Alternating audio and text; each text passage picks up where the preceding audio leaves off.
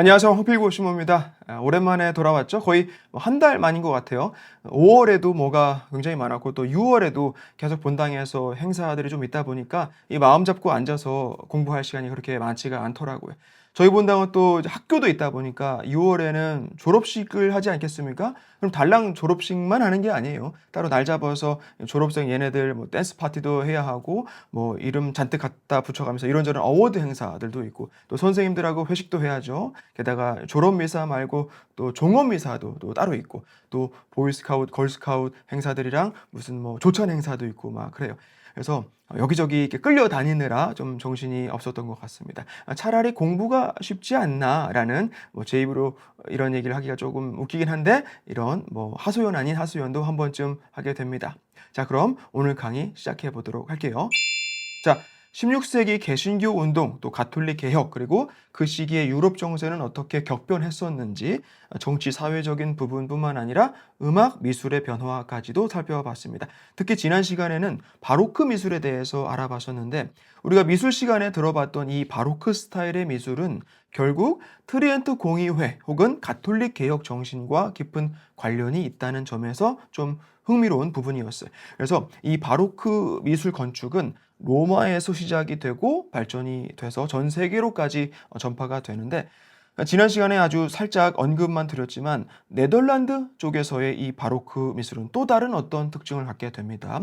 그리고 이 바로크 양식이 프랑스로 가서 어떻게 보면 또 절정을 이루게 된다고 볼 수 있는데 나중에 같이 살펴보기로 했었죠. 그래서 우선 네덜란드로 가서 그 지역에 대한 탐구를 좀 하면 좋을 것 같아요. 아주 간간히 예고를 드리긴 했었지만 베네치아가 오랜 시간 이 지중해 패권을 장악했고 또 15세기에 들어서면서 스페인이 이 대서양으로 나가면서 어쩌보면 유럽 변방에서 전 세계적으로 활동 무대를 넓히고 세력을 키우지 않습니까? 그리고 이후에는 네덜란드가 그 패권을 이어받게 됩니다. 갑자기 네덜란드가 왜라고 생각하실 수 있을 거예요. 아무튼 그리고는 잉글랜드가 마침내 해가 지지 않는 대영 제국으로서 격상을 하게 됩니다. 뭐 또 좀 먼 미래이긴 하지만 결국에 가면 전 세계 패권은 미국이 가져가게 되죠. 어쨌든 그래서 이 네덜란드가 이 세계사의 흐름에서 분명히 하나의 큰 챕터를 차지하고 있는 것이고 당연히 교회사 안으로도 깊게 들어와 있는 부분이 있어요. 제가 2020년에 휴가로 여기 저지대 국가, 이 네덜란드, 벨기에 또 룩셈부르크까지 일명 베넬룩스라고 하는데 여기로 답사 여행을 가려고 계획을 했었어요. 근데 그만큼 직접 가서 보고 싶은 게 많단 말이에요. 못 갔죠. 그런 팬데믹 때문에 아직도 못 가봤는데 아마 내후년 정도에 슬슬 가볼 수 있지 않을까 조심스럽게 소망을 해봅니다. 미리 그때 갔었으면 이번 강의도 훨씬 살아있는 내용으로 채울 수 있었을 텐데 좀 아쉽기는 해요. 어쨌든 그래서 한때 세계 패권을 자랑했고 또 경제사 측면에서도 중요하게 봐야 할 게 있으면서 또한 미술사 안에서도 절대 빠뜨릴 수 없는 이 네덜란드 역사를 이제 이번 시간부터 차근차근 보도록 하겠습니다. 자, 네덜란드. 현재 정확히는 네덜란드 왕국이에요. 네덜란드 왕국. 입헌 군주제를 채택해서 시행을 하고 있죠. 아시겠지만 암스테르담이란 곳을 수도로 삼고 있습니다. 베네치아만큼은 아니지만 거의 뭐 물의 도시처럼 보여지죠. 지대가 낮아서 그래요. 이 네덜란드를 영어로 부를 때는 흔히 홀랜드라고 부르기도 해요. 제가 유럽 여행 다니면서 네덜란드 사람들을 만난 적이 몇 번 있는데 Where are you from? 어디서 오셨어요? 라고 물으면 제 경험으로는 100이면 100 다 홀란드에서 왔다고 대답을 하더라고요. 네덜란드에서 왔다고 안 하고. 처음에 저도 몰랐어요. 홀란드가 어디냐? 이 지도에도 안 나오는데 알고 보니 네덜란드였더라고요. 사실 홀란드는 네덜란드의 그 일부 지역이란 말이에요. 공식적으로는 네덜란드라고 해야 맞아요. 그렇게 부르기로 했고. 하지만 역사적으로 굉장히 중요한 역할을 했기 때문에 그 지역이 네덜란드인들 또 외국인들까지도 오랫동안 홀란드라고 부르는 것에 익숙해져 있다라고 보면 될 것 같아요. 이제 다음 시간 정도에 또 설명을 드릴 겁니다. 그리고 네덜란드 사람을 부를 때 더 더치라고 하기도 합니다. 더치 피버. 어원은 독일어에서 왔다고 해요. 네덜란드인을 가리키는 거예요. The Dutch people. 우리가 더치페이라는 표현을 쓸 때가 있는데 네덜란드 사람들의 어떤 그 경제적이고 실용적인 성향에서 유래를 했다고 해요. 약간 뭐 부정적인 뉘앙스가 있는 것 같긴 한데 아무튼 위치가 어디냐? 유럽 지도상으로 북부에 속한다고 볼 수가 있고 프랑스랑 독일 사이에 벨기에, 룩셈부르크 옆에 있고 또 영국하고도 이 좁은 해협을 사이에 두고 가까이 있다는 걸 알 수가 있죠. 우리 이 강의 때도 여러 번 언급을 했지만 저지대 국가라고 로우 컨트리즈라고 해서 그 지역의 그 일부예요. 국토 면적 상당 부분이 해발 고도가 낮아요. 네덜란드라는 이름에서 그 네더가 낮은이라는 뜻이에요. 영어로 된 성경 여러분들 혹시 보시면 네더월드라는 표현이 나오는데 저 밑에 그 낮은 지하 세계 혹 지옥을 뜻합니다. 뭐 네덜란드가 지옥 같다는 얘기는 절대 아니고 그 단어 뜻이 그렇다는 거예요. 네덜란드라는 국가명 자체가 저지대라는 뜻을 가지고 있다라는 겁니다. 뭐 여러 가지 원인을 꼽을 수가 있는데 빙하기 이후부터 이제 계속해서 해수면이 상승을 했다라는 점, 또 여기 근방을 보면 유럽 북부 그 강들의 하구예요. 오랜 시간을 흐르면서 퇴적물이 쌓이고 또 지대를 깎고 그래 왔겠죠. 지형을 보면 이제 그런 게 다 보입니다. 그래서 어느 정도 기술이 발달되면서부터는 자연스럽게 그 제방 시스템을 갖추게 돼요. 네덜란드 하면 떠올리게 되는 풍차가 바로 그런 거예요. 이후에는 아예 그 간척 사업을 활발하게 해서 그 늪지를 농경지로 전환해서 쓸 수도 있게 됩니다. 결국 해수면보다 낮은 땅을 많이 갖게 된 그 저지대 국가로 그냥 그렇게 자리를 잡고 살아온 거예요. 자, 그럼 이제 이 저지대 국가들 중에서 네덜란드가 자체적으로 독립을 해가는 그 과정을 이제 볼 텐데 우선 그 전에 옛날의 이 지역 역사를 그래도 아주 간단하게만 볼게요. 고대로 가면 뭐 역시 땅 자체가 농지로 그닥 적합하지가 않았는데 그건 농경 사회로 발전될 수 없었다는 의미고 따라서 일정 규모 이상의 국가가 형성될 수도 없었다는 뜻이에요. 그래서 문명이 막 발달되고 그러지는 않았다라는 거. 이후에 한창 로마 제국 시대 때는 당연히 로마 제국 속주였고 중세로 넘어가면 그 서유럽 전체가 뭐 한동안은 뭐 암흑기랑 혼란기를 지내지 않습니까? 그래서 몇 세기 만에 전반적으로 그 안정기에 들어가게 되는데 프랑크 왕국이죠. 이때 가장 중요한 역할을 했던 이념 혹은 가치는 바로 종교였어요. 중세를 관통하는 두 가지 키워드. 봉건제 그리고 그리스도교. 프랑크 왕국이 이제 그렇게 그리스도교 그 신앙 아래 유럽의 어떤 일말의 평화를 이룰 수가 있게 됩니다. 샤를마뉴가 교회로부터 정식으로 황제 칭호를 받게 되죠. 그리고 뭐 이후에는 다시 조각조각 나기는 합니다. 843년 베르댕 조약이라고 있었는데 서프랑크, 중프랑크, 동프랑크 이렇게 나뉘게 돼요. 어쨌든 그렇게 저지대 국가 역시 물론 이제 바이킹 침략기도 있었고 했지만 어찌저찌 잘 살아남아서 이념적으로는 그리스도교화가 되고 시스템적으로는 여러 봉건 국가들로 해서 나름의 그 자치력을 유지한 상태로 존속이 됩니다.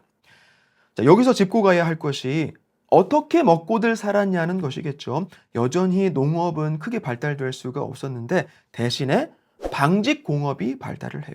우리 강의 때도 종종 언급이 됐었는데 잉글랜드 하면 아주 예전부터 양모가 유명했죠. 영국엔 양이 많다. 그 많은 양들의 털을 그 당시 저지대 국가 일부 플랑드르에서 수입을 합니다. 가깝잖아요. 그걸로 옷이나 여러 털 제품을 만들어서 파는 거예요. 되게 고급 제품도 만들고 뭐 테피스트리라는 약간 뭐랄까요, 벽에 거는 카페트 같은 한 땀 한 땀 이렇게 보온 기능과 동시에 어떤 최고급 인테리어 상품도 이 저지대 국가에서 많이 제작을 해서 먹고 살았어요. 사실 지금의 네덜란드라기보다는 그 당시의 저지대 국가, 그러니까 지금의 벨기에 쪽이 플랑드르라고 보시면 됩니다. 우리 강의 때 언급을 한 적이 몇 번 있어요. 백년 전쟁도 기억하시죠? 영국하고 프랑스의 전쟁이었는데 왕위 계승권이라는 명분 뒤에는 영토 소유권이라는 실질적인 배경이 있었다라고 했어요. 두 국가가 다 탐을 내고 있던 곳들 중에 하나가 바로 이 플랑드르. 그 국경선이라는 게 수시로 바뀌기 때문에 정확하게 여기입니다라고 말씀드릴 수는 없지만 저지대 국가의 서쪽 일부였다라고 보면 될 것 같아요. 그리고 또 아주 중요한 돈벌이가 있었는데 바로 청어 산업이었어요. 청어. 물론 이제 농업이 전혀 안 됐던 건 아니에요. 12세기부터는 풍채를 만들어서 그 늪지대에 물을 빼고 농사를 짓기 시작을 합니다. 하지만 유럽 역사에서 그 네덜란드가 점점 두각을 드러내고 그 대세에 끼어들게 되는 과정에서 경제적으로 아주 중요한 역할을 하게 된 건 바로 청어 산업 때문이었어요. 청어. 청어라고 하면 등이 푸르니까 청어라고 부르는 거겠죠. 태평양에서도 살고 한국 동해도 있고 또 유럽 발트해에서도 예전부터 많이 잡혔다고 해요. 1350년경에 빌럼 베컬스톤이라는 사람이 청어를 손질할 수 있는 작은 칼을 개발을 합니다. 이제 그렇게 내장을 쉽게 제거를 한 다음에 염장을 하는 거예요. 통절임을 하는 거죠. 당시에 뭐 냉장고가 있는 것도 아니고 생선이라는 게 사실 하루만 밖에 놔둬도 날 더운 날에는 먹으면 큰일 나죠. 그걸 염장을 해서 장기 보관을 가능하게 한 겁니다. 굉장히 획기적이었던 거예요. 즉 멀리 내다가 파는 게 가능해진 것이죠. 바닷가에서 멀리 있는 육지 한가운데에서도 생선을 구해다가 먹을 수가 있다 이 말이에요. 이제 네덜란드 어부들이 전부 이 방법을 배워서 유럽 전역에 청어를 공급을 합니다. 굉장히 중요한 단백질 공급원이었고 특히 사순시기 같은 때 더더욱 고기를 못 먹으니까 그동안은 생선을 먹을 수가 있다는 게 아주 엄청난 것이었단 말이에요. 그래서 이 청어 산업이 네덜란드 국가 경제력을 높이는데 결정적인 역할을 하게 됩니다. 아까도 말씀드렸지만 중세 시기 동안 저지대 국가 그 근방은 제국 통치령 하에 여러 제후국들 혹은 주교령으로 나뉘어 있었어요. 그 중에는 뭐 아르투아, 플랑드르, 홀란트, 또 룩셈부르크, 위트레흐트 뭐 이런 그래도 어디선가 들어본 듯한 혹은 뭐 낯설기도 한 지역명을 가진 곳들이 있었다고요. 근데 그러다가 14세기 중반 1369년에 부르고뉴 공국의 필리프 2세가 플랑드르의 백작 루이 2세의 딸이랑 결혼을 합니다. 그리고 그 루이 2세 사망 후에 플랑드르랑 아르투아를 소유하게 돼요. 나름 덩치가 좀 커진 것이죠. 점차 이 제후국들이 총 17개로 형성이 됩니다. 일명 네덜란드 17주라고 불러요. 이제 그렇게 한동안 네덜란드는 부르고뉴령으로 속해 있다가 이후에 부르고뉴가 합스부르크 가문하고 정략 결혼을 합니다. 합스부르크는 뭐 계속 결혼을 통해서 영토를 넓히는 걸로 유명하죠. 이제 그래서 부르고뉴가 멸망한 후에는 이 저지대 국가가 합스부르크에 상속이 돼요. 그리고 이 합스부르크는 스페인 왕가랑 또 결혼을 해서 통합을 하죠. 그래서 신성로마 제국, 스페인 그리고 저지대 일대 그 네덜란드까지 전부 결국엔 한 명이 상속을 받아서 통치를 하게 되는데 그가 바로 카를 5세 황제예요. 이름 계속 나왔었죠. 카를 5세. 카를 5세는 플랑드르 태생이에요. 네덜란드에서 자랐고 독일어, 뭐 프랑스어, 스페인어까지 다 할 줄 알았어요. 이 카를 5세는 독일, 네덜란드, 스페인뿐만 아니라 이탈리아, 오스트리아, 또 아메리카 대륙 상당 부분을 소유를 합니다. 일명 합스부르크 제국이 건설이 된 것이죠. 군주로서 몸은 하나인데 유럽 여기저기를 왔다 갔다 신경 쓰는 게 쉽지는 않았을 거예요. 뭐 여러 언어를 섭렵했다고는 하지만 통치력이 넓어질수록 힘든 점도 많았을 겁니다. 그런 뭐 거대한 권세와 영광을 편하게 누리면서 떵떵거리듯 살 수 있던 게 아니었던 것이죠. 16세기 초반부터니까 15세기 말부터 시작됐던 그 일명 이탈리아 전쟁이라고 부르는 유럽 대전을 태어나서부터 겪어오고 있던 거예요. 또 16세기 초였으면 무슨 일이 있었죠? 바로 종교개혁. 까를 5세는 딱 그 중심에 있게 됩니다. 마틴 루터 개혁도 정통으로 맞았고 이어서 가톨릭 개혁의 그 정점인 트리엔트 공의회에도 어떻게 평가가 되든 분명히 참여를 한 셈이에요. 결국에 가서는 신성로마 제국 내에서 그 루터파를 인정하기로 하긴 하지만 어쨌든 제위기 전체를 영토 분쟁 또 개신교를 상대로 한 전쟁까지도 치러가면서 그 종교 분쟁의 골머리를 계속 앓았고 지속되는 전쟁에 전쟁을 거듭하면서 돈을 너무 많이 써요. 빚더미에 앉게 됩니다. 신대륙에서 오는 금이나 뭐 수입품으로는 충당이 안 돼요. 그래서 그 돈을 어떻게 메꿉니까? 바로 네덜란드에 세금을 엄청나게 물리는 거예요. 당시 그쪽이 청어 산업으로 돈을 많이 벌고 있었단 말이에요. 카를 5세 통치 하에 있었기 때문에 이 합스부르크 그 전체 그 제국이 부담해야 할 부분을 네덜란드에도 분담을 시킵니다. 아주 과하게. 네덜란드 입장에서는 이제 불만이 이만저만이 아니었겠죠. 사실 네덜란드는 그 제국 통치에 대해서 큰 불만이 없었어요. 사실 봉건제라는 게 유럽에서는 중세 내내 너무나 자연스러운 제재였단 말이에요. 근데 그렇게 최소한의 의무만 잘 이행하면 국방적으로 그 대국의 보호를 받으면서 청어 통조림 팔아가지고 잘 먹고 잘 살 수가 있는 거였어요. 근데 그 위에서 전쟁한답시고 계속 너무 걷어가니까 이제는 이게 문제가 되는 거예요. 나중에 가면 점점 더 심해지니까 네덜란드에서 한 10만 명이 주변국으로 잉글랜드로 또 독일 같은 데로 망명을 떠났다고 해요. 어쨌든 카를 5세 입장에서도 지칠 대로 지쳐서 끝내는 일찍 은퇴를 합니다. 멀리 어디 스페인의 그 수도원으로 들어가 버리죠. 그래서 이제 스페인의 통치권은 전부 아들인 펠리페 2세가 이어받게 되고 신성로마 제국은 동생인 페르디난트 1세한테 가요. 그러니까 네덜란드는 이제 펠리페 2세 통치하에 들어가게 됐다 이 말이에요. 그리고 이때부터 그 기존의 문제는 더 심해지고 그렇게 이제 굶었던 게 마침내 터져버리게 됩니다. 이 펠리페 2세는 카를 5세랑 그 포르투갈의 이세벨 사이에서 난 아들이에요. 레온 카스티아에서 태어났고 카스티아 궁정에서 스페인어를 쓰면서 성장을 합니다. 아버지 카를 5세는 플랑드라 그러니까 네덜란드 출신인데 아들 펠리페 2세는 스페인 사람이라는 것이죠. 스스로 스페인 사람의 그 정체성을 가진 스페인의 왕이 그 멀리 네덜란드까지 통치를 하고 있는 거예요. 실질적으로 뭐 자주 왔다 갔다 하면서 그 제후들 그쪽 제후들 사정을 좀 알아주고 그런 정치를 하질 못하죠. 처음에 네덜란드에 좀 있긴 하는데 결국 거기는 이복 누이 마가렛한테 맡기고 자기는 그냥 스페인으로 돌아와서 서류상으로 보고를 받고 결제를 내리는 그런 식의 국정을 보도록 합니다. 펠리페 2세는 종교적으로 굉장히 강력한 편이었어요. 가톨릭을 이제 굳건하게 고수를 합니다. 스페인에서는 뭐 개신교가 딱히 문제될 게 없었죠. 오히려 남아있는 무슬림들이 있어서 걔네들 박해를 하긴 했는데 이제 저지대 국가로 가면 종교적인 분열 사태가 여전히 지속되고 있더란 말이에요. 네덜란드에도 개신교 영향이 많이 전파가 됩니다. 루터파가 지금의 그 독일 북부에 자리를 잡고 있었고 칼뱅파는 제네바 또 스트라스부르 그러니까 스위스랑 프랑스 동북부에서 활동을 했죠. 저지대 그 지역하고 굉장히 가까워요. 그러니까 아무래도 개신교 사상이 금세 퍼져 나갈 수가 있었던 겁니다. 그래서 카를 5세도 그랬듯이 또 그 후계자인 펠리페 2세 역시 종교 분열을 용납을 하지를 않아요. 종교가 갈라진다는 건 제국이 갈라지는 게 되는 것이기 때문에 굉장히 민감할 수밖에 없는 것이죠. 그래서 네덜란드에서 이제 개신교를 절대로 금지를 한다. 개신교 신앙을 고집하는 이들은 사형에 처한다라는 칙령을 공포를 합니다. 근데 이것이 네덜란드에서는 상당히 불만이죠.